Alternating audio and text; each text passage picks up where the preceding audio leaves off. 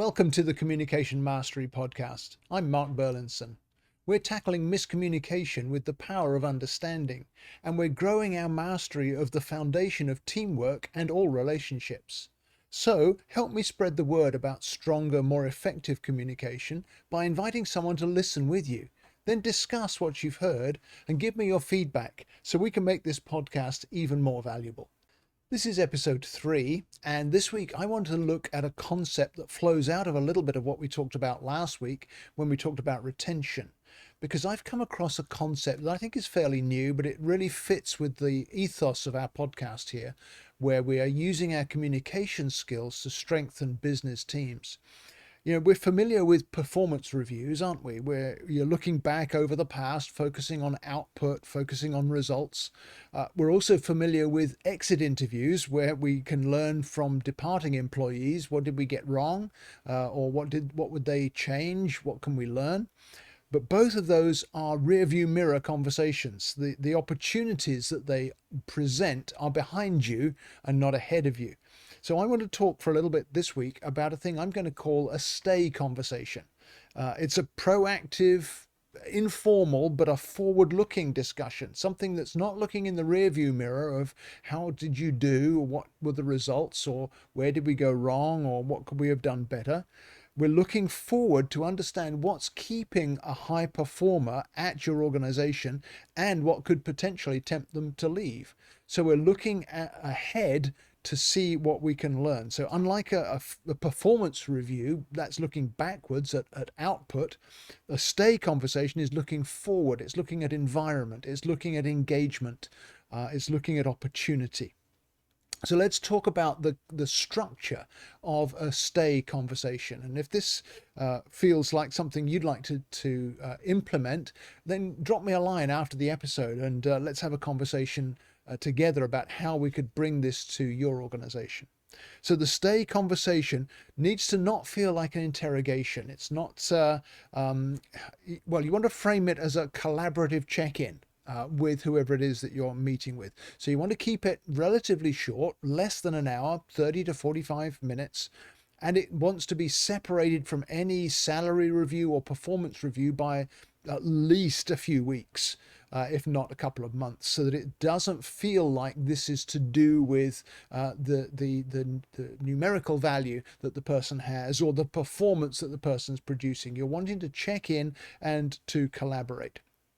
And you want to have a flow of 4 parts to your conversation. You want to start out with a frame which sets the context for the conversation. Just a few minutes, 2 to 3 minutes, where you're going to set a psychological safety buffer immediately. So you want to let them know why they're there so they don't think they're in trouble. They don't think that their job is on the line. You really want to hear from them honestly and openly.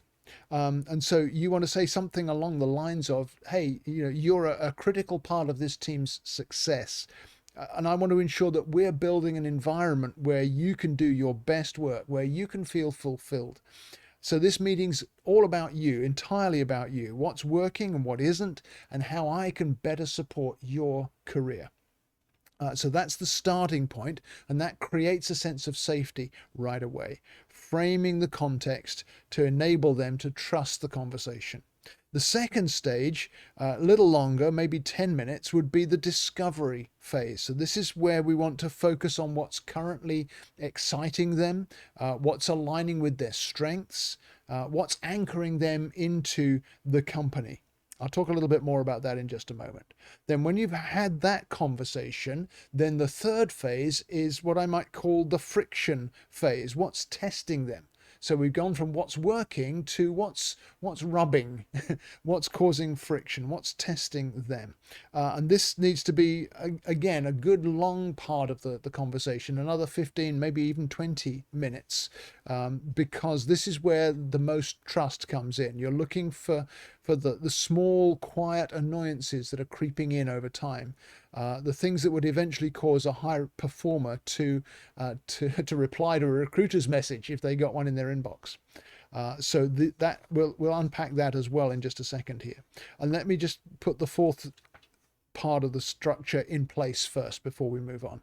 The fourth part would be the commitment. So it's to be agreeing on some actionable steps that can be taken together. So that would be the sort of final 3, 4, maybe 5 minutes of the conversation, where you're going to turn the conversation into mutual actionable steps that the employee knows that their feedback that they've offered with a great deal of trust hasn't fallen on deaf ears. So we're going to do this, or we're going to work towards that. Again, we'll wrap that up once we've talked about the two middle phases first. So let's come back around and think about the questions you might ask in each of those phases. You don't need to ask all of them, but one or two of these might stand out to you. If you're curious about what Communication IQ could do for your business, go to my website today and download my free guide. I'll follow up with some ideas and suggestions, and you can apply them right away. So just go to markburlinson.com and click on the free guide link at the top of the page. So in that first phase of sort of setting the framework, you really want to look at their engagement. You want to look at their strengths and begin to draw those out. The sort of the anchors that keep them in your business and in your team. So things like, what do you look forward to most when you start your work week? Or maybe if you could custom design your project pipeline for the next maybe 6 months, what would that look like? Or maybe it would be more along the lines of, are there skills or talents that you have that you feel we're not utilizing fully right now? Is there an aspect of what you bring to our team that you feel is being neglected or overlooked? And then as you move into section 2, the discovery phase, you're beginning that already with the introduction there, but as you move into growth and future, the stuff of what really floats your boat, why do you love being here, what do you feel is most valuable that you're bringing to the team, you can ask questions about the future and about their growth. So you could say things like, when you think about your next career step, what would that look like? And do you see a path to that here with us? And the lessons you hear from their response to that will be very valuable to you. Or what kind of professional development, what kind of learning opportunities would make the biggest impact on your day-to-day experience of our team right now? What could we add to you that would make a difference to your day-to-day? Or even things like, what can I do as your manager that would better support your long-term career goals? Maybe they've got a vision for the future where they're going to be moving into a whole new area, and you can help them begin to incorporate some of that while they continue in their current role. But what can I do as your manager to better support your long-term career goals? Very powerful question to ask someone who you want to retain. And then as you move into the friction phase, remember we talked a little bit about the quiet annoyances, the stuff that gradually builds up and causes them eventually to say, yeah, I'll entertain a recruiter's invitation and maybe go somewhere else. So you can ask them about some of the vulnerabilities in their place within your company. So you could say something like, if you were tempted by a recruiter tomorrow, what would that ideal job offer have that your current role lacks? What would they be offering that we are not? Or you could just go focus on the current, looking into the future. What is the most frustrating or draining part of your current workload? What would you take away? What's most repetitive? What do you keep wishing you didn't have to do? That kind of thing. Or even maybe, is there any cultural dynamic here that you feel is holding you back from doing your best work? Maybe there's a corporate process that you would change if you could. Maybe there's a tool that we use that doesn't work for you. Give us that sort of feedback. You're talking about the friction items that they would gladly see changed if they could. And you're giving them permission to put that information into the discussion. Your business is a wheel with many spokes. There's leadership, there's management, there's customer relations, there's marketing, and communication is the hub that makes the wheel turn. So, oil the wheel of your business by focusing on communication IQ. strengthen collaboration, and provide exceptional customer support, boost sales performance, and even facilitate effective learning. Download my free guide today to understand what is causing your team to misunderstand each other. It's called 3 Hidden Reasons Why Your Team Keep Misunderstanding Each Other and How to Fix It.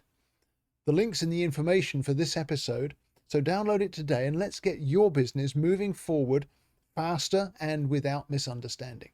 If you're leading this discussion, you're going to have to change your mindset in the conversation that you're having, because this is not going to be helped if you've got a typical kind of manager-employee dynamic. You're going to need to listen a great deal more than you normally do. I would say probably 80% of the conversation needs to be listening. Your job is simply to prompt them. You're almost fishing for information. You're going to prompt them with a question, but then actively listen. You're not going to interrupt to defend the company. You're not going to explain away some corporate policy that they don't like. You're not going to justify a process. You're simply going to listen to what they're giving you and take notes so that their input is being received. That's vital, specifically for top performers. But then secondly, it's very important not to minimize the friction they feel. When that third most trusting section of the conversation, if they say something like, "Oh, the weekly status report takes me 3 hours and it feels pointless," well, don't say, "Well, corporate needs that." Instead, say, "Well, yeah, I hear you there. Yes, let's see if we can streamline that, or let me see if I can take part of that off of your plate. Maybe give it to somebody else." Recognize the friction points, acknowledge the friction points. You're not able to promise everything, but you can at least say you've heard them and you understand that the friction is real.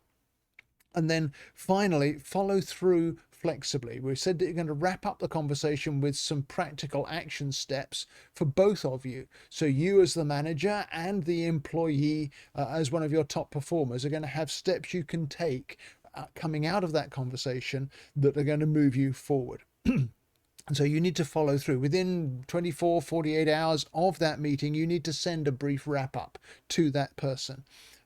If they ask for a specific assignment or a specific tool, let them know exactly when you're going to look into it, or what the status of that is going to be, or what the process is going to be to bring that into the environment for them. Because in the end, unfulfilled promises from a stay conversation are going to accelerate turnover faster than never having the conversation at all. So when you fulfill those action steps, there needs to be flexible follow-up that's timely and acknowledges the input they've received. If it's just a whitewash and we're brushing off all the things that they've brought to the table, the stay conversation will have been a waste of time. But because you're having the conversation separate from performance, separate from salary review, separate from exit, this is a forward-looking conversation that can be tremendously helpful to you, especially if you've mastered the art of adapting your communication style to the differing communication styles of the top performers on your team. If you can speak to them in ways that they can receive and understand most forcibly, most clearly, then this conversation is going to be a real value, a real benefit to you in retaining those top performers. So give me your feedback. What do you think would work and what would be hard to implement in your setting? I'd love to hear a message from you. Give me feedback with the fan mail link that's on the show notes, or go to my website and fill out the contact form and tell me you listened to this episode and this is your feedback for me.